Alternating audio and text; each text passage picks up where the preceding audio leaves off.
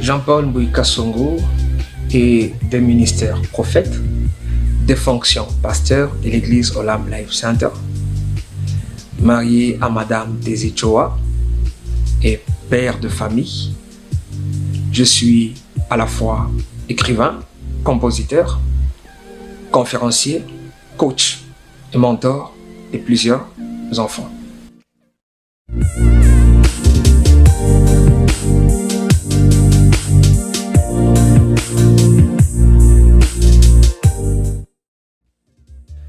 Il est vrai qu'en tant que responsable, l'une des choses que nous devons savoir, c'est la planification.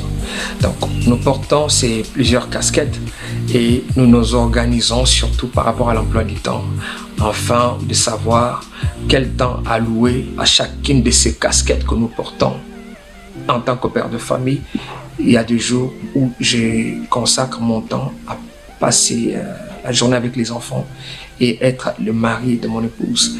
Et il y a des moments en tant que pasteur, je dois préparer mes prédications, et en tant que prophète, je dois passer beaucoup de temps dans la prière parce que vous savez, le prophétique est lié surtout au spirituel, mais aussi en tant que coach, mentor, promoteur, je passe beaucoup de temps à lire, à me former, à écrire surtout.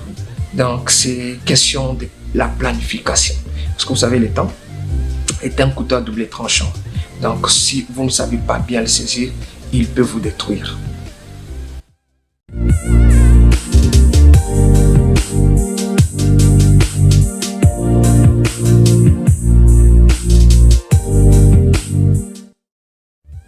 Ma carrière musicale, je suis artiste formé à l'INA depuis 2003 et j'ai plusieurs compositions déjà à mon actif. Et actuellement, je suis en train de travailler sur un single. Bientôt, il sera sur le marché Saint-Esprit, mon ami. Il sera dispo sur les plateformes. Et dans les jours à venir, la totalité de l'album. Donc, c'est déjà pour bientôt.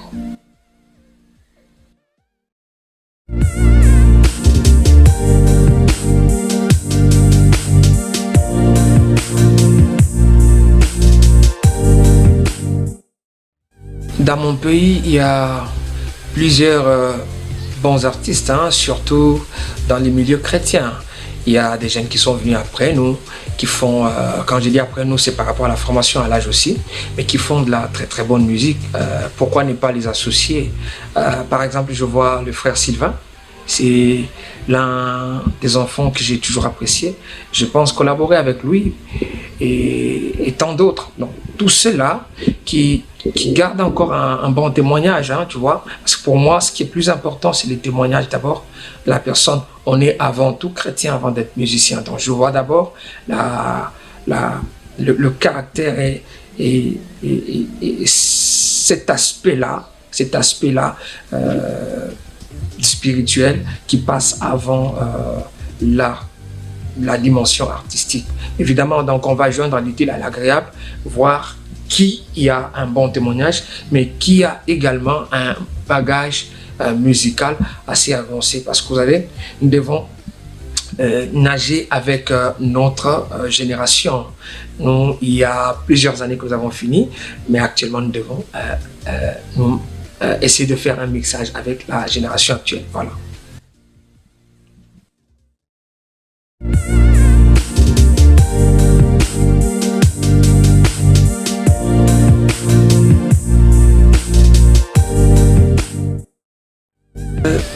Je pense que les temps et les domaines de Dieu Surtout, la Bible dit il est le maître du temps et des circonstances.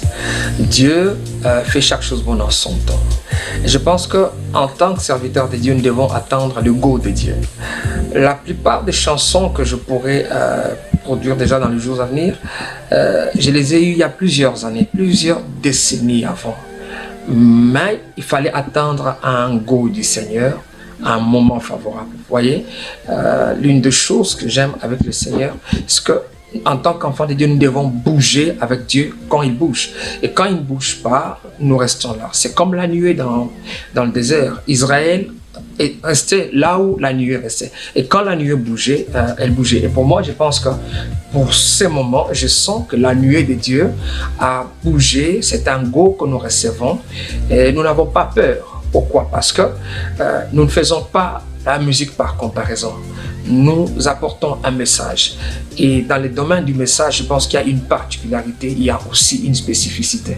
Nous pouvons chanter le nom de Jésus, nous pouvons chanter le Saint-Esprit, mais chacun de nous est une trompette qui sonnera différemment de l'autre. Et donc, je n'ai pas à craindre cette génération. Par contre, je vais l'associer à la grâce que nous avons.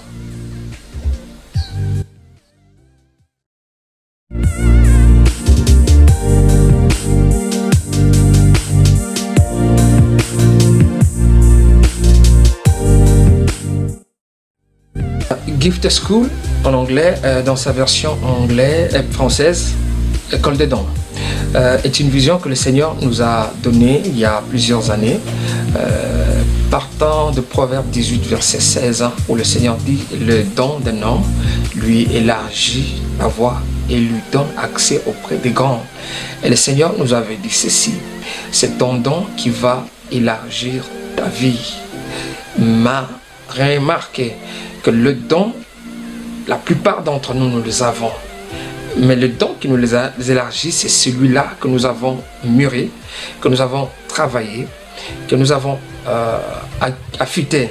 Ainsi, Gift School, cette vision céleste que Dieu nous a donnée, ayant pour but d'amener les enfants de Dieu à connaître leurs dons, les découvrir premièrement, et deuxièmement, aiguiser ses dons, l'affûter, afin de se faire de la place. Parce que notre don est la réponse de Dieu qu'il met en nous aux besoins de ceux de notre génération. Et à mon humble avis, je pense que la solution au problème de l'humanité est cachée dans chaque don. Donc, il est important que chacun de nous découvre ce qu'il a comme don spirituel et même comme talent. Donc, ce sont des facultés que Dieu a mis dans chacun de nous pour nous permettre de régner et d'accomplir la mission de Dieu ici sur cette terre.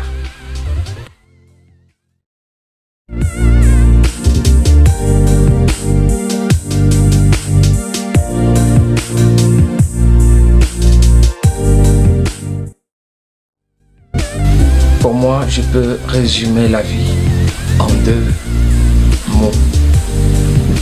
Don et service. La vie est un don que Dieu nous donne, un cadeau. Et nous devons savoir profiter de cela. Nous devons savoir l'utiliser et les prendre avec soin. Parce que vous savez, il est bref, la vie. On n'a pas tout le temps avec nous.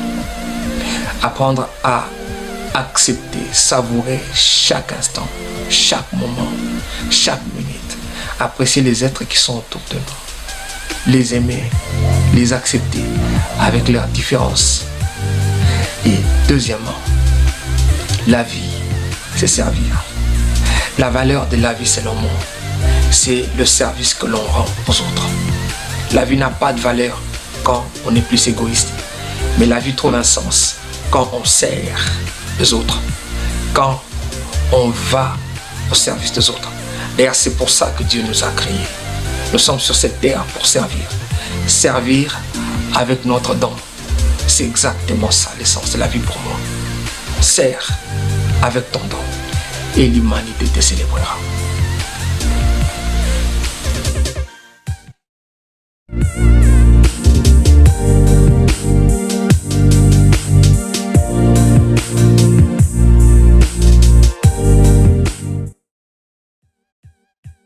Dans mes préparatifs, je suis en train d'écrire un livre, je l'ai dit tantôt là, sur les 365 raisons pour lesquelles nous devons rendre grâce à Dieu. En fait, je suis tellement concentré sur ça parce que je me suis rendu compte que la reconnaissance, la gratitude ou encore les actions de grâce nous ouvrent autant de portes devant Dieu. Et je pense qu'en cette période, surtout de cette pandémie, chacun de nous qui vit devait se dire: je suis chanceux.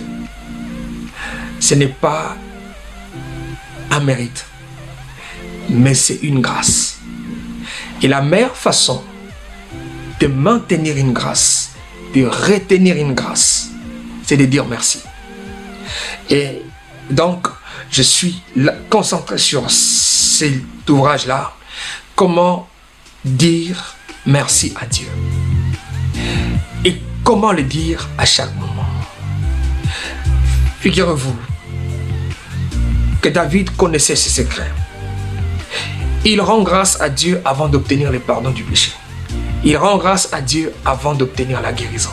Il dit: mon âme bénit l'Éternel et n'oublie aucun de ses bienfaits. Et par la suite, il va commencer à énumérer, parce que c'est lui qui pardonne tes péchés et qui guérit toutes tes maladies. Voyez-vous, la reconnaissance passe avant tout. J'aurais dû mentionner ou nommer cet ouvrage la Bible de la gratitude, parce que tous ceux qui sont dans la Bible ont marché avec Dieu sur base de ça. À mon avis, je pense que le peuple congolais et l'humanité tout entière devraient se concentrer sur la gratitude. Tu te réveilles le matin, le souffle de vie qui vient dans tes poumons doit directement te dire une chose: rends grâce à Dieu. C'est la toute première des choses que nous devons faire quand nous quittons notre lit. C'est la dernière des choses que nous devons faire avant de nous coucher. Dire merci à Dieu parce qu'il nous maintient en vie. Dire merci à Dieu fera que la santé divine soit dans notre vie. Dire merci à Dieu nous ouvre plusieurs horizons dans la vie. Voilà mon projet à venir. C'est amener tout le monde à comprendre la valeur des actions de grâce. Et voilà.